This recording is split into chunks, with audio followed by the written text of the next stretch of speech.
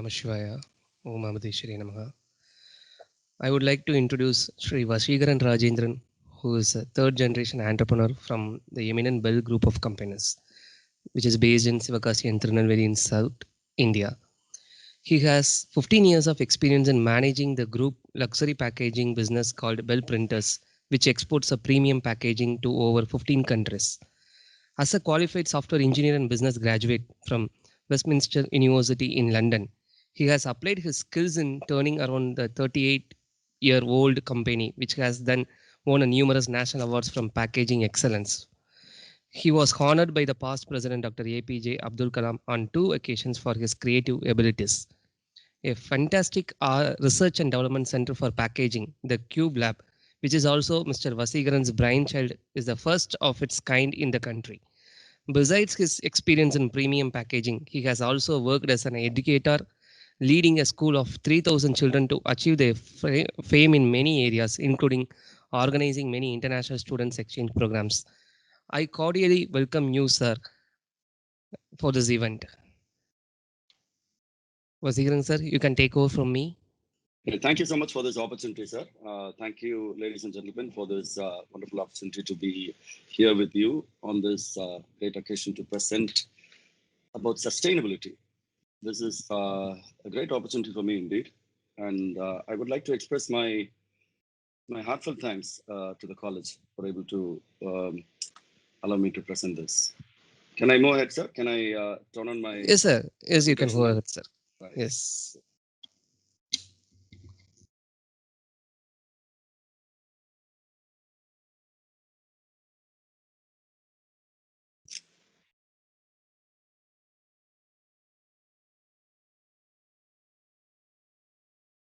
Can you see my screen, sir? Yes, we can see, sir. Thank you. Okay, right. Yes. So I'm going to look at this from the perspective of an Indian packaging company. Sustainability is a very loaded word. It has a lot of meanings and a lot of implications. I'm going to share with you our experiences in starting off as a very small packaging company that was catering to our group, almost like a back office, like a little workshop. I could even say it was like a little shed that we started off in. When you think of a packaging company, this is what comes to mind: the humble corrugated box. The box that we so often, so quickly want to discard and get rid of when we've taken our product outside. What we wanted to do is create something like this. Something like this that people desire and people want to hold and keep long after the product has been taken out. Something that is sustainable. We called it the science of packaging, packaging and engineering together, and we called it the science of packaging. The science of packaging is now 5 years old. We have a fantastic small team of packagineers redefining this landscape of creating great packaging. Packaging that represents India, packaging that represents what this country is capable of. Redefining packaging from a humble corrugated box to a rigid box, something that can last longer, better. That was our aim. A couple of years ago, when we first finished this box, we had an opportunity to take it to the United States, to New York, and to present it in a small exhibition. Hundreds of people took exactly the same box and were very keen to see how it was done. My speech today is not a self-promotion or about this packaging company. It is just going to be about sustainability from the perspective of an Indian packaging company. When we think about natural packaging, what you see is the kind of packaging. Every fruit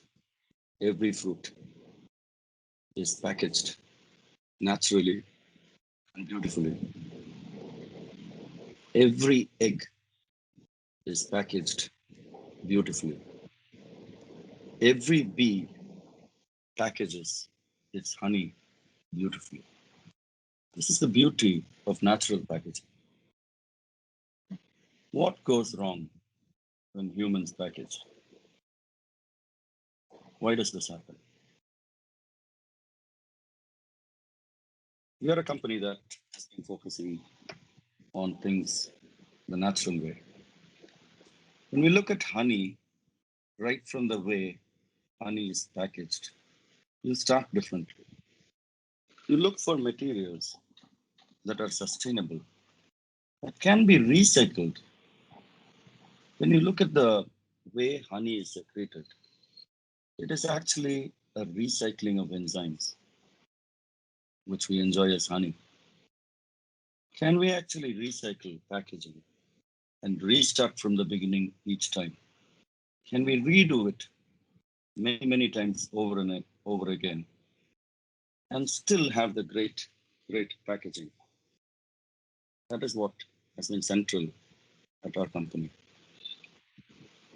What we've achieved over the years is that we have consistently used recycled boards, for the core of rigid packaging. When that happens, there is a magic that happens in customers. They want to throw away all their plastic, they want to throw away all their foams, and they want to come to the humble paper. How did we get here? What went wrong? Why is every landfill filled with discarded packaging? So much so, every city, every town, every village, in every country in the world has dumps like this. People coming and dumping plastics, and there are people to take it and sell it. Why did this happen? To take you down that path, I want to think of your great grandfather. Your great grandfather probably walked barefoot.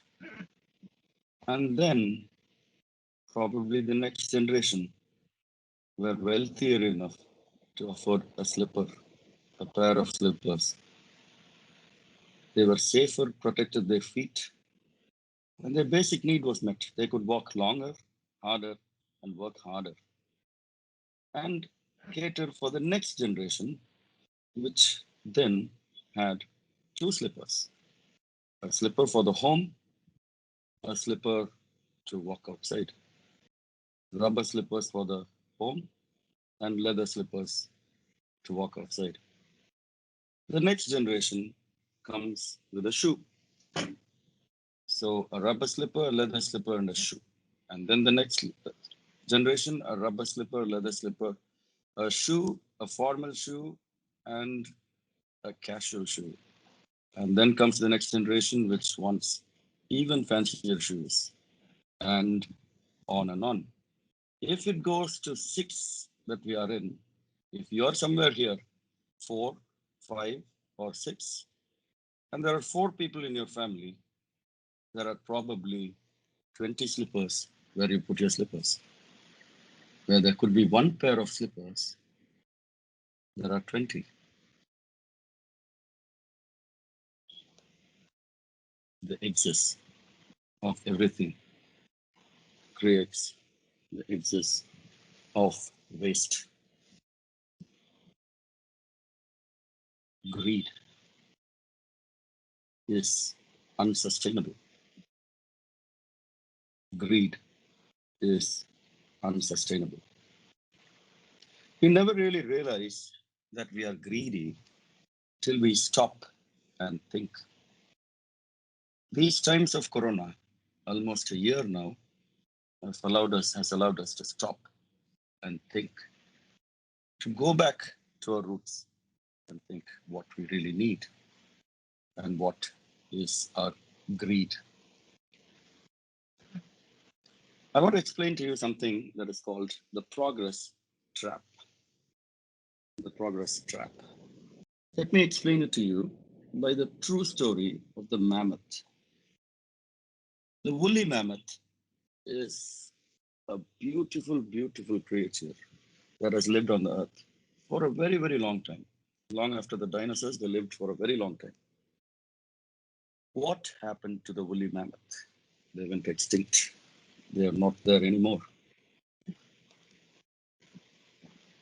A caveman kills one mammoth. He learns to kill one mammoth and is able to feed his family for 1 week. A caveman, out of sheer skill, learns to kill 2 mammoths. He is then able to feed his family, a larger family, for 2 weeks. Now, this is progress. But something phenomenal happens when the caveman realizes instead of chasing the mammoth and struggling hard to hunt it down, we could chase them all to a funnel in a corner and then close the door, create a path where every mammoth is trapped. And then the caveman learns to kill 200 mammoths.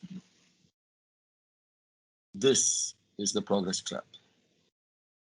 When you kill one mammoth and kill 2 mammoths, that is progress.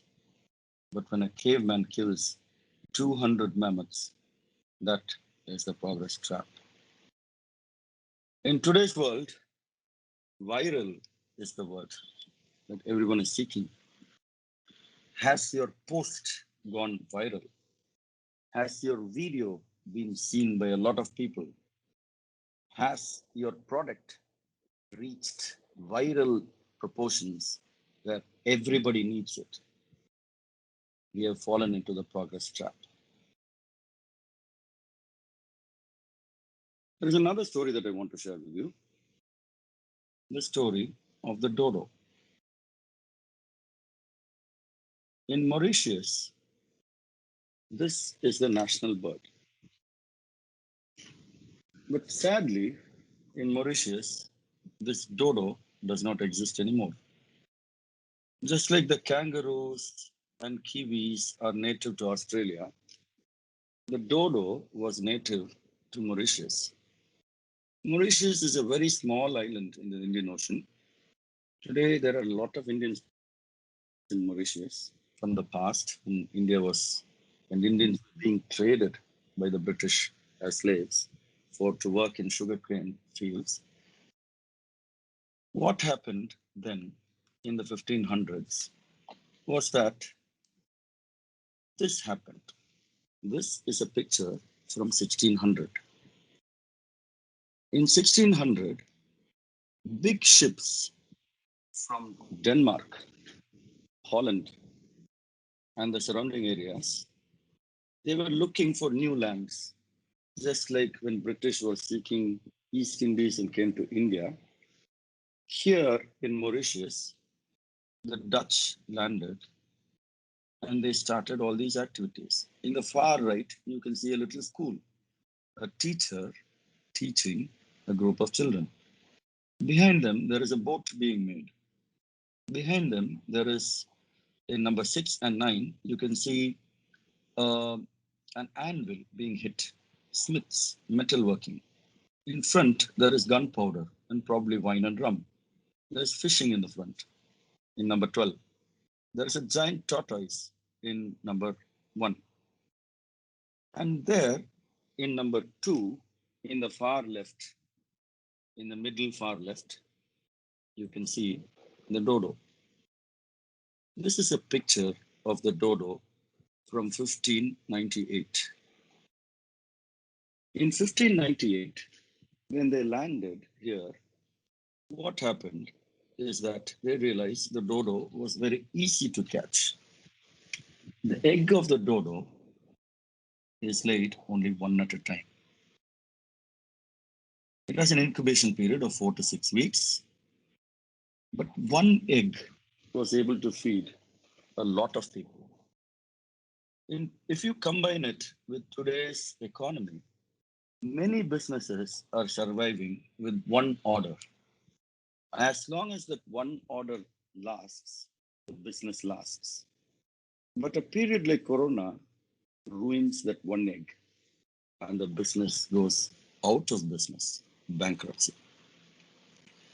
So, what happened to the dodo? The dodo does not exist now. The left is one of the few skeletons of dodos that are there. This was the actual bird. It was how big it was. It is just a recreation. A real bird does not exist. What happened is that there are many reasons. One, when they landed, they brought in a lot of rats with the ships. The rats just took a bite of the dodo egg. And then a generation of dodos died away. Just like the mammoth story, one dodo could feed a whole group of sailors. And more people started feeding on the dodo till they realized that there were very few dodos left on the island. And at one point, they realized there were no more dodos. And it took them nearly 200 years to realize there were no more dodos in the rest of the world. This is a kind of progress trap. We do too many things. We have too many apps. We have too many mobiles. We have too many smartphones. We have too many fast food. We have too many outlets. We have too many businesses. We have too many of everything. Too many of everything. How do our children win in this game of too many of everything? This is something I tell our team all the time. Festina lente. Festina lente is a Latin term. It means run, but run slowly. Make haste slowly. Run, but run slowly. The coin that I've shown you above is the obverse side of Roman coins for many years. In one side, there was always Julius Caesar or Augustus Caesar or the face of any Caesar. In the back side was always this picture.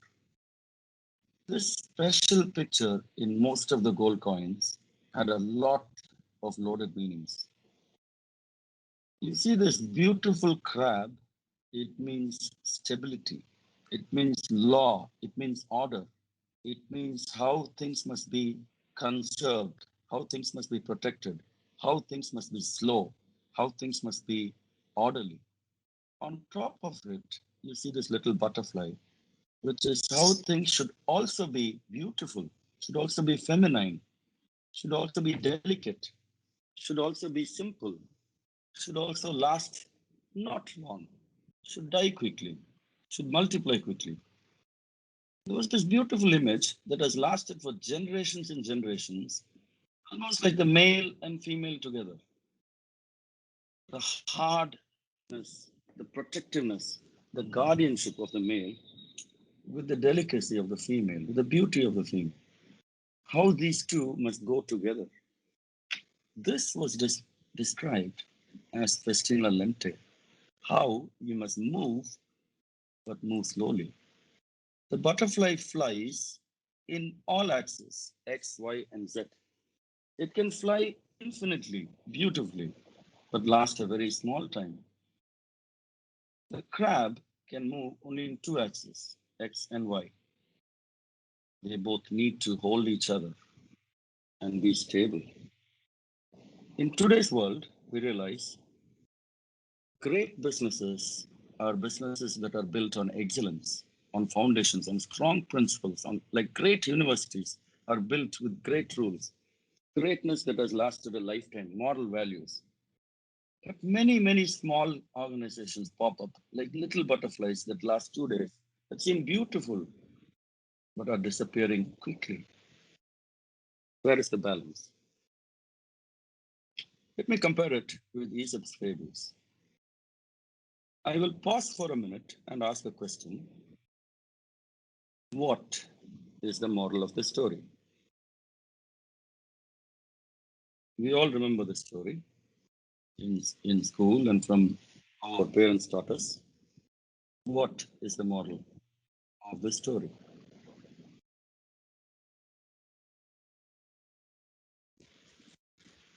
I'm assuming we don't have mic rights, so I will just carry ahead. We learn that in the end, the tortoise finishes and the hare is trying to finish but cannot finish. The moral being slow and steady wins the race. When you see this real photo of this tortoise, you can literally feel it moving slowly, moving slowly. During these times of pandemic, there are so many things, so many organizations that move fast, quick. And this is the time to make money. Let us rush.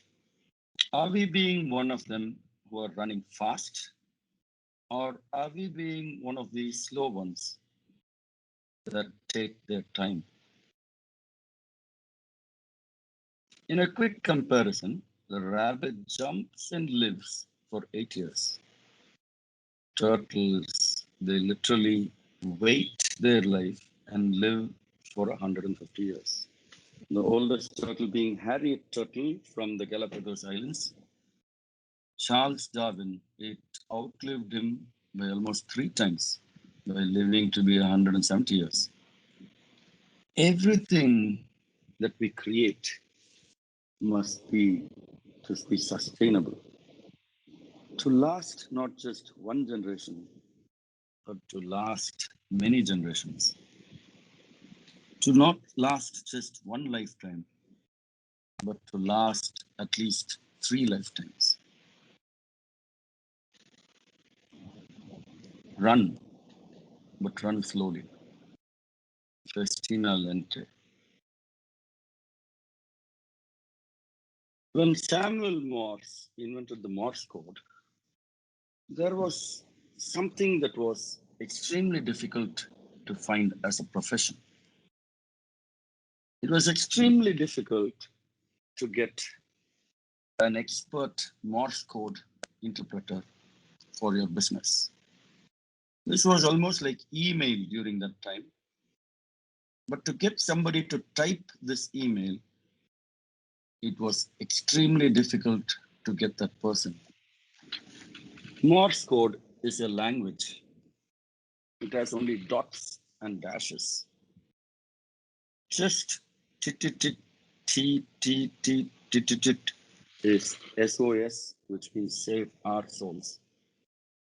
Something as simple as this was purposely left so that if you're stranded in a ship and you keep repeating this, someone around you knows that you must be saved, you need help, it's an emergency.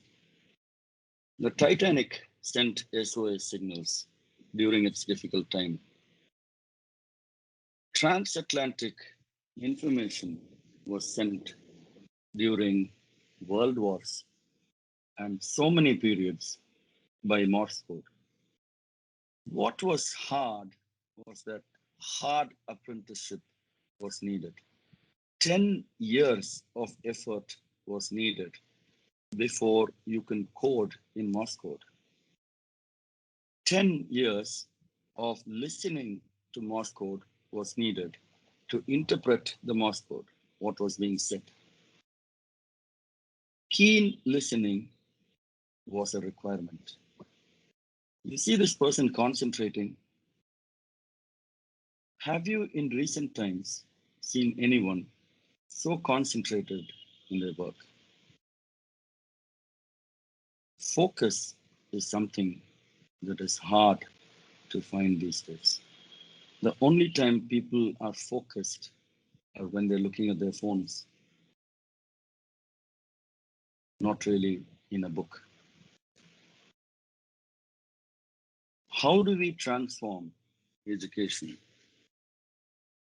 How do we transform Festina Lente into our schools and colleges?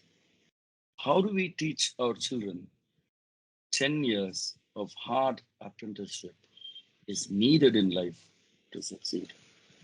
They are not able to wait 10 months. 10 years is a requirement. I want to show you something from a great book that I was recently reading. In the bottom graph is time. In the y-axis is skill. You see all the dropouts in your class are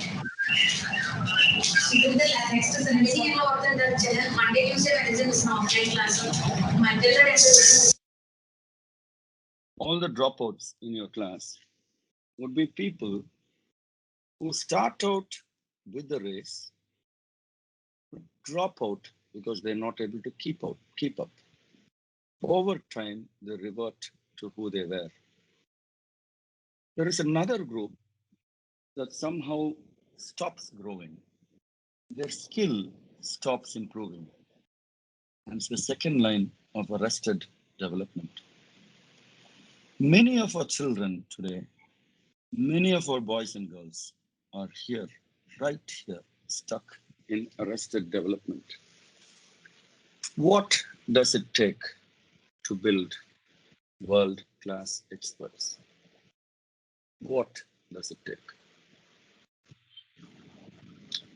Dr. Dinesh, can I pause for a few minutes and ask Sir, questions? yes, sir, you can continue, sir. And Yes. yes, In the end, can I ask questions? yes, sir, yes, sir. Okay, right. So I will take it in the end. Yes, sir. So the world-class expert is somebody who has really spent years in the field. 10 years is a small time to be a world-class expert. 15 years is still a small time. 30 years probably would be a great time where you start looking like an Olympic athlete. A lifetime it takes to be a world-class expert. If there are 7 billion people in the world, 70 years to beat them all is not really enough. 7 billion and 70 years. We need to make sure our children aim to be world-class experts, not to be dropouts, or to teach them that after they leave our colleges and organizations, they must continue to be world-class experts and look up, not down. Looking up and making sure that they're the world's best in what they're doing is the only way that our country will be the world's best in everything that we do. It starts in our own humble classrooms. We begin with one person at a time. The team always starts with one. The one has to be you first. We have to inspire ourselves to be world class in what we're doing so that we inspire the whole team, the whole class, the whole school, the whole college, the whole university to be world class. When we teach our children, we must teach them the difference between red ocean and the blue ocean. The red ocean strategy, the blue ocean strategy, is a concept that was introduced 30 years ago in the business circle. What it means is that in the red ocean, there is a lot of frustration. There are sharks in the red ocean. Everything has been eaten. There is blood in the water. In the blue ocean, there is happiness and joy. There is passion. There is compassion in all the moral values happily in the boat with the person. And he is getting what he wants. How do we teach our children the difference between the red and the blue ocean? Competition is in the red ocean. There is creativity in the blue ocean. The red ocean has a lot of bait, a lot of competition, a lot of people looking for few things. Just because one person has started a vegetable shop, four other people start vegetable shops around them. Just because a tea seller is selling great tea and has a huge amount of people waiting for him, another tea seller comes there. Then 3 comes, then 10 comes, and they create a red ocean right there. Nobody wants tea anymore. They all want coffee. Coffee becomes the blue ocean there. And then at some point, somebody comes selling lassi, and everybody wants lassi. Lassi becomes the blue ocean. Creativity is something that we need to teach our children. Creativity is a magnet. Creativity has its own attraction. Creativity must come from the inside out. How do we teach our children to be creative? This is not really something that can be taught at one shot. It has to be inspired. It has to flow out of passion. It has to be grabbed by children out of the passion that you emanate out of your work. What you do must inspire them to be change makers for society and not create red oceans. When you think about this concept, it feels beautiful. 80% of the world is blue ocean. So we think it is easy to find blue ocean. You must also understand business and the industry is not a single boat. You cannot run it as a solopreneur. A solopreneur is an entrepreneur who wants to win alone. Solopreneurs never win. You always need a team. If you look for blue ocean and find it, if there are no people there, you will never make what you wanted to make. You will never find money there. You will never find customers there.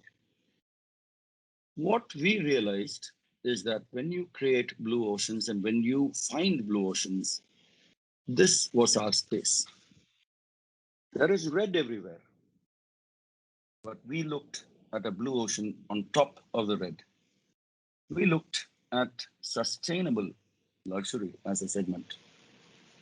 The luxury is something that floats on the top. The luxury is something that flies. Luxury is something that is timeless. Quality is a luxury. But the vast majority of people in our country look for cheap fixes, quick fixes.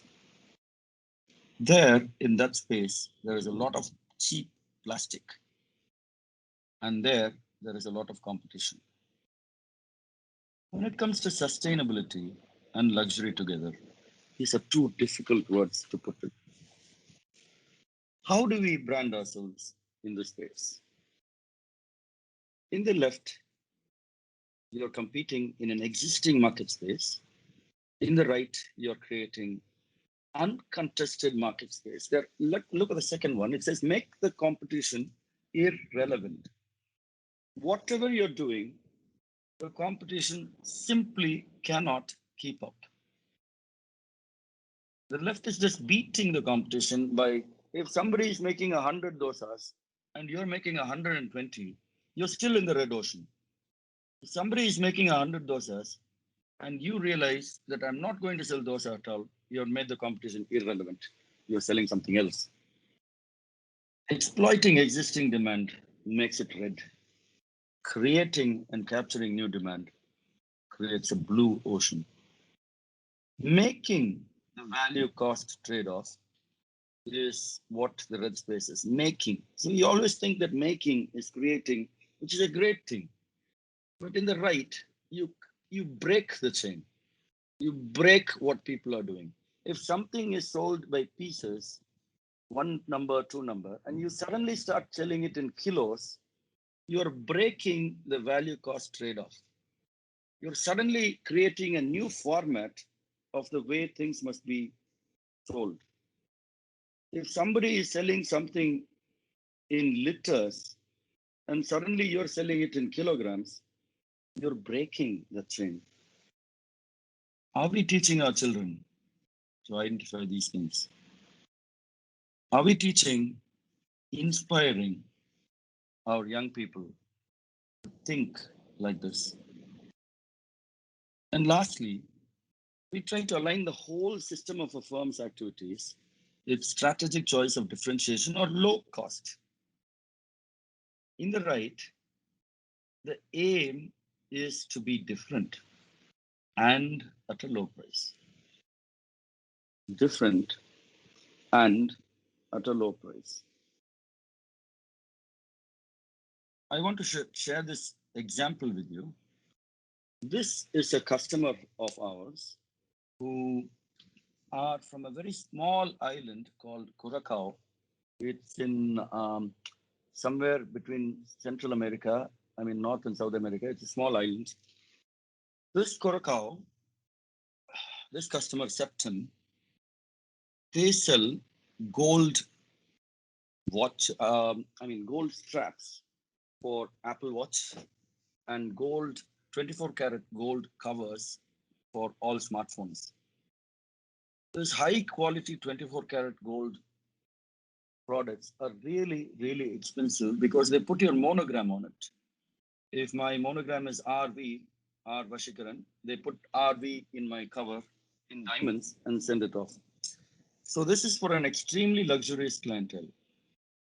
5 years ago, we created, this is the customer, they make these type of gold bracelets for watches.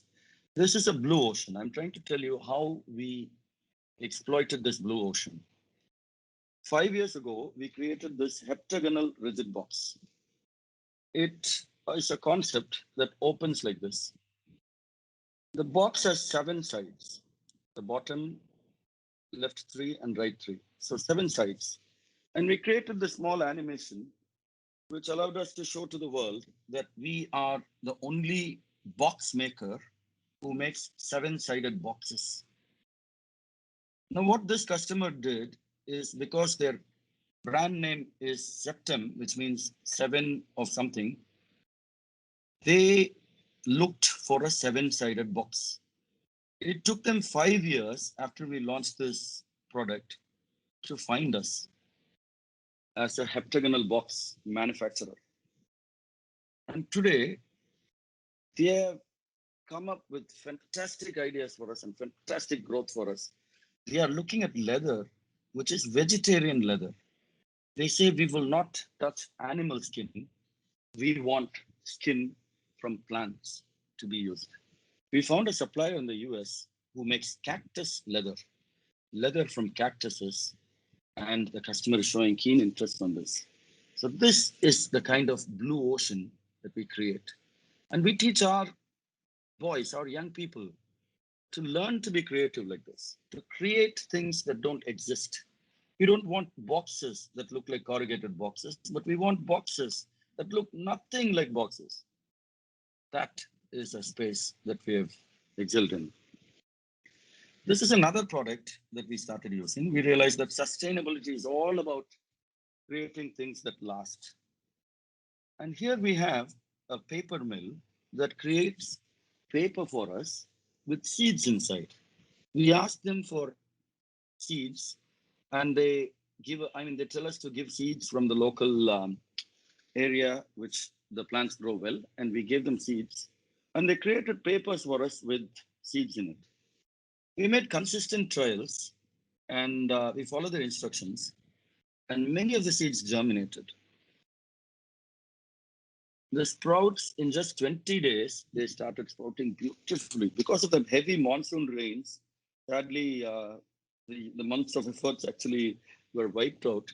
But the project itself was so successful. We were making packaging that, when it's thrown out, creates plants. And not just plants, these are tomato plants, these are chili plants, these are plants that produce something. And plants that become valuable to society at some point and dispel hunger. This is a concept that we've been trying to achieve. I'm not sure how many of you have heard of SDG. This is called the Sustainable Development Goals. SDG, Sustainable Development Goals. The United Nations has created a few years ago this SDG framework, 17 goals for business leadership. 17 goals in which every business that makes money has to focus on to make change, something lasting, sustainable in the environment that you're in. Before I explain SDG, I want to explain the small game of snakes and ladders that we used to play as children. People say life is a game and everything is a chance. This game of snake and ladders is a game of chance. There are basic rules. The snakes bite and you come all the way down and restart your game. And there are ladders that push you up. I want to show you something I discovered recently. I want to try to understand the logic behind this game. And it took some time to understand why this game was fun and why life very often feels like this. And for businesses also, this game has a lot of impact. The first half of the game, up to 50, there are almost no risks. You can compare it like your school and college days. There are hardly any risks. You may be partially independent, but you're not financially independent. So there is hardly any risk in whatever it is that you're doing. There are many, many rewards. Life is fun. Half the game is fun, just like life is. The second half, from 51 to 80, you realize that half of it is risk and the reward is low, just like life. You take your loans, you take your home loans, or you take your mortgage, or you get married, your family grows, you need bigger things, you need more things. Nothing is ever enough. There are more mouths to feed, and there are always justifications. And finally, the last run is all risk but one reward. All risk and one reward to reach the end. Did you finish well? Did you finish well?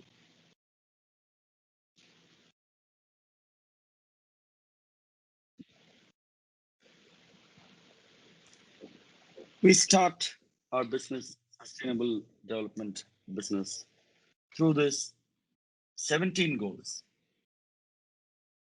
Here I've reframed it in a way in which we start and we finish differently. The 17 goals of the United Nations that have been drafted aim at reducing inequalities. No one is too rich, no one is too poor. Everyone can get what they want. We're all equal before the eyes of the God and before the eyes of man and the land and the law of the land. Everyone is the same. Are our women being treated equally? Are our young people being treated equally? Are our elderly being given enough respect? That is the finish. The moral values of everything. That is the finish. The start begins with partnership. It starts with teamwork. It starts with groups of people working together. I will not go into the detail. You search for SDG in Google, you will find these graphs. I'm just trying to put it in a different perspective. First, you start with on top, you start with peace and partnership. Nothing is ever won in war. You win in peace and partnership. Then prosperity happens. You build your team. You give them what they need. In the right half, for the people, you see quality education. Are your people being given quality education? Or are they not being met with quality education? Are they having gender equality? Are they having good health and well being? Do they have food on their tables? Is there no poverty among your children? And finally, you reach the sustainable planet. Seeking excellence should be what we do every day, day in and day out. In everything that we do, we must seek excellence. I want to conclude by the story of Alexander the Great. He could very well be called Alexander the Excellent. Great becomes just a word. Why was he called Alexander the Great? At, at the end of his late 20s, he conquered most of the Greco Roman world. This was his secret. He built what is called a phalanx.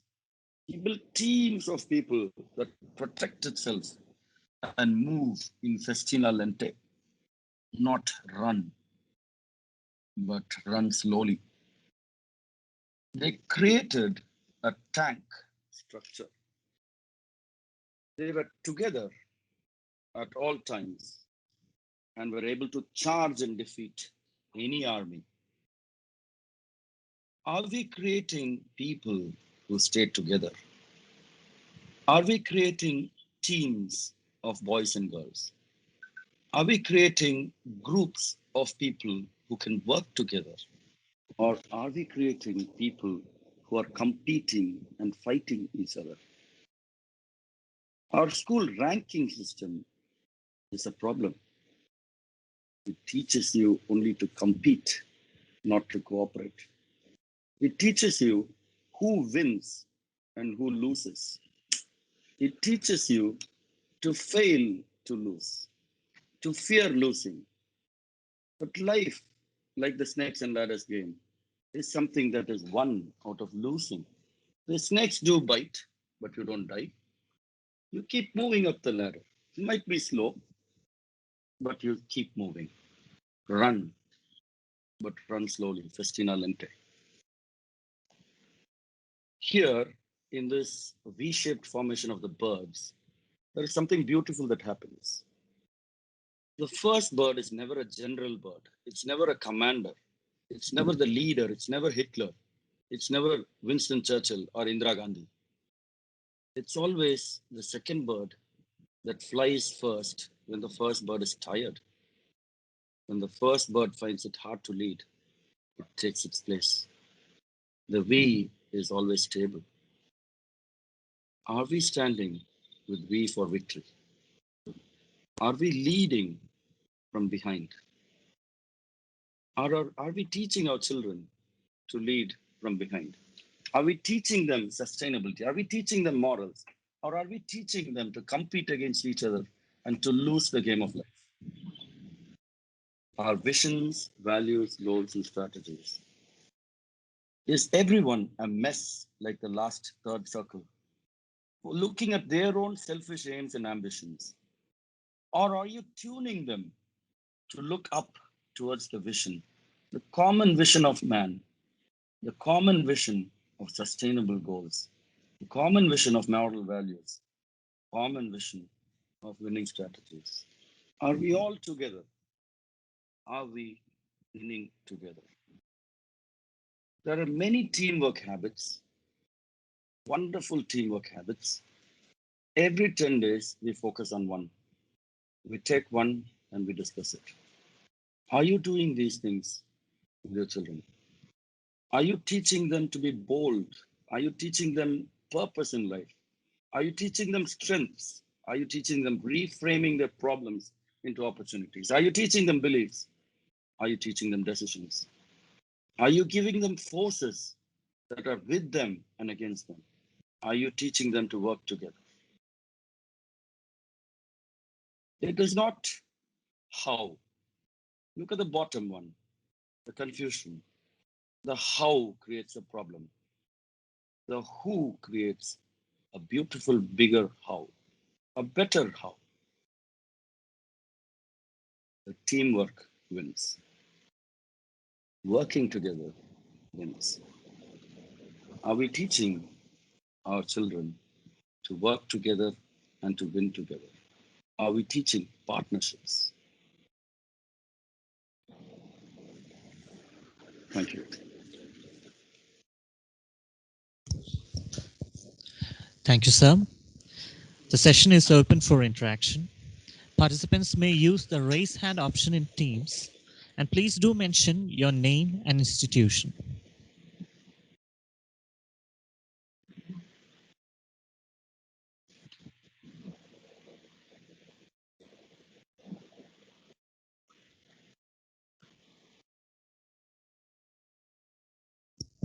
Any questions?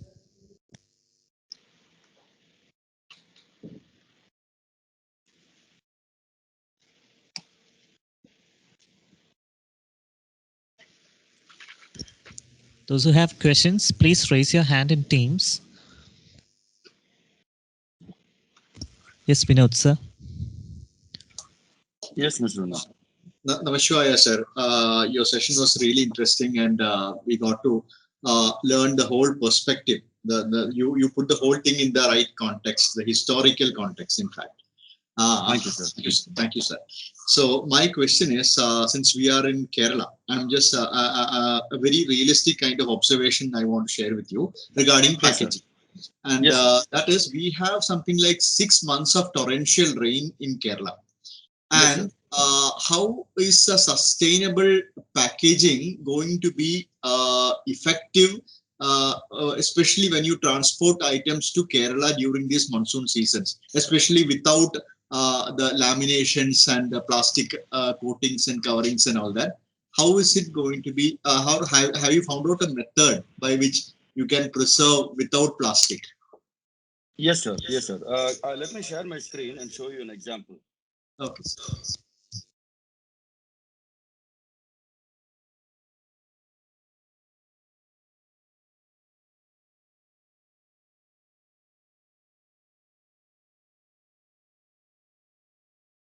There is something called a hydrophobic coating.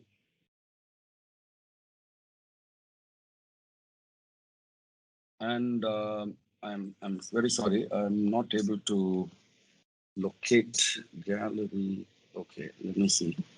Let me open our product and see waterproof. We created something called waterproof packaging, which creates a coating. Here, I found it. We called it water repellent surface treatment. In the left, are you able to see this, sir? Yes, yes, sir. Yes, sir. We branded it this way. We called it amazing water repellent packaging from India, and it's under concepts and prototype because not everybody has this requirement. You said specifically in Kerala there is torrential rains, and so there are a few people that require this. Most people are just happy with packing film on it. So for the specific groups of people, we created this coating. And let me show the video to you so you can actually observe it in action.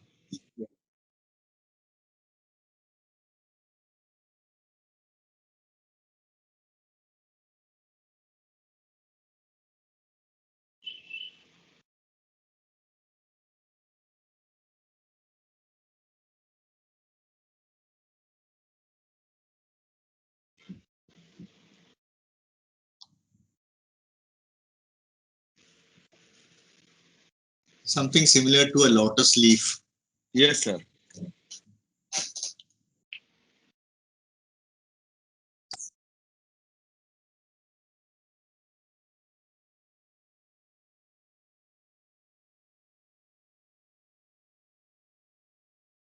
That you are perfectly right. I showed you this image earlier, and this was the reason I put that image up. It's monsoon time, and there is, I mean, I'm very surprised that you asked that particular question because this was one of our special projects, but Yeah. nobody so far has asked us. Nobody so far. It Okay. is something like that, that heptagonal box that I told you about. It is something that we hope someday will be discovered. Okay. And you, from a very interesting background, you are able to visualize this sustainable requirement. And Yes. plastic is something we don't want. None of us want it Yes. because it is just discarded. Yes. So there are all these, so many other options from nature that we can look at and replicate. Right. No, I got it. Thank you, sir. We have a Yes. question from Yes, Praful. sir. The question is this: we as Indian many a times take pride on jugadu things, Yes. but we fail to provide cost-effective, innovative industrial solutions to the problems of our artisan and even the peasant community. Yes. Are we in some sort of believing in sustainable jugadiness? How do we overcome this mentality of jugadiness in the education sector? And what's your take? Sir, please Yes, sir. turn on your camera. Yes. I have to turn off my screen sharing. Right. So this is a very interesting question, sir. In terms of research and development worldwide, a company like Google, for example, or Apple, they invest so much money into R&D. A substantial portion of their income goes into research and development. Some people say up to 5%. Some companies push it up to 7 to 10%. How much percent of money is poured into R&D attracts more and more people into this. So this is very much a matter of how much money is there in this game so that I can participate in it. The motive is money eventually. How much money can I make out of this innovation? Sadly, I will tell you a simple innovation that I saw yesterday here in Chennai in the beach. You know how beaches get dirty really quickly because there are all these fisher folk who catch fishes, and there are so many people in the beaches, and beaches are hard to keep clean, especially in a busy city like Chennai. There was a group of boys, 5 to 10 boys. I noticed this at 6:30 in the morning when I was walking. They were all wearing their headphones and very happily using their brooms to clean the beach. And they were all wearing a jacket with a brand in it. And I was so excited to see young boys happily, cleaning the space. And I went and talked to them. I realized that somebody has created an app where you can work part-time to clean the beach. He can go and work for 2 hours and then earn money, and he can work at his own terms. He logs in, he cleans the beach, and he logs out and he leaves. There is a simple concept of inverting the concept of disrupting, municipal systems of cleaning, saying, I'm cleaning the beach. I like a clean beach. I get paid for it and I do it for fun. And then it is creating a small revolution. So this sort of, digital disruption in our country, we never imagined 4 or 5 years ago that we would have things like Swiggy or Uber or Ola or all these digital disruptions, which are happening so fast for us that even the foreign countries are falling behind on this. A billion people are moving so fast in our country and picking up on all these beautiful technologies so quickly that it is not really something that we are to be ashamed of. I believe, like Sundar Pichai and so many heads of Silicon Valley being Indians, Jugad in India is really being exported to the world. It's being exported is the right word because there's money there. There's not much money here. So sadly, the sad reality is that all the innovation talent and so much of the people who have so much of the brains are locked in Silicon Valley and so many other places where they take and create products using the American brand, but for the rest of the world. So eventually we use Google, a product, or we use Photoshop, a product that is backed by so many Indians, or we use so many laptops that are created by so many Indians. There is so much innovation in us, in the core of who we are, that the innovation is just flowing to where the money is. So that's a very sad reality of things. But I think we have no other choice but to accept it. until our country, today's innovation index that was presented in the newspaper, Tamil Nadu, which was number 2, slipped into number 3, and Maharashtra, Karnataka was number 1, and Maharashtra is number 2, and Tamil Nadu is number 3. So it is a good kind of competition within the country, that there is an innovation index, a new measurement for innovation, that everyone wants to innovate. And the Make in India brand is so beautiful. It's a concept that I am really proud of, that we make some product and we say this is from India and this is not from China. And we are proud that a small group of our people, a small group of our team, we're just 137 people, but we are creating, a question that you asked, one of you asked about waterproof packaging. Our little team had thought about this 5 years ago. So these are little bits of innovation happening in India where the requirement is still not being met, but it is all around us. It is all around us. It is just waiting for the right time and the opportunity.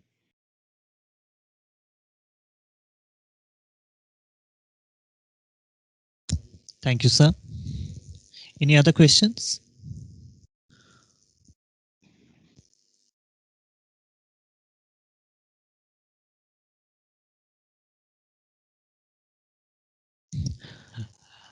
Now, I invite Dr. U. Krishnakumar, the director, to thank the guest.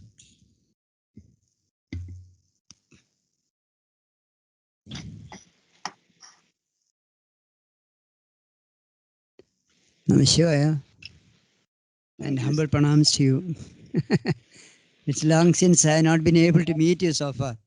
Long since you have been giving such a meticulous service to the university and the campus, but we have never been able to meet you. No problem, sir. Thank you so much for the opportunity, sir. So it's most gratifying that during these years, on 2 occasions, you were able to receive honor from Dr. APJ Abdul Kalam. That is the greatest gift what you had in your lifetime. So much, yeah, no doubt about it. Yes, sir, and you were willing to, especially in the context of the present context of restructuring the curriculum, syllabi, everything, for the new upcoming batches, as well as to be in tune with the present policies of the National Education Policy 2020. So that speaks a lot about the industry standards and the industry rapport, what the campuses should have, including the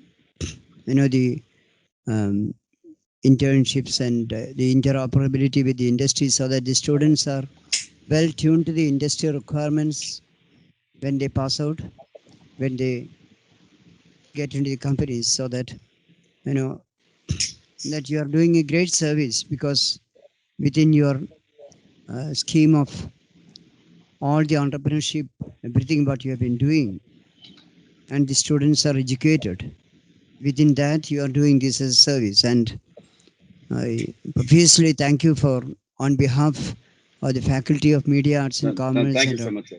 my own behalf, as well as on behalf of the entire university and all the 3 campuses who are offering the media education, the Kochi campus, the Mysore campus, and the Etimada campus offering the school of from the School of Communication. So within this, especially you have fantastic R&D center for packaging. That's a great incentive to the academy also, not only to the industry but to the academy also. So it's a great opportunity having seen you, at least by the virtual platform. Thank you so much, sir. Thank you. Thank you so much for whatever contributions you did towards this, the NEP 2020 yesterday, and today morning we had a lot of sessions on the policy framework and other things. And yours is probably the first session from an industry expert. Tomorrow we are going to have another session on session by an advertising, the CEO, Mr. Ravindranath, Dr. Ravindranath. So this is going to be a great contribution, your talk, and Thank you, sir. all of us in the departments, the visual communication and the communication departments are all elated by your inputs, and you're doing a great service. So thank you so much. Sir. Thank you. Thank you. May Amma, our Chancellor, bless you incessantly. That's my prayer for you. So Thank you. Thank you so much, sir. Thank you. Such a privilege. thank you, sir. Thank you. Thank you so much. Thank you. No share.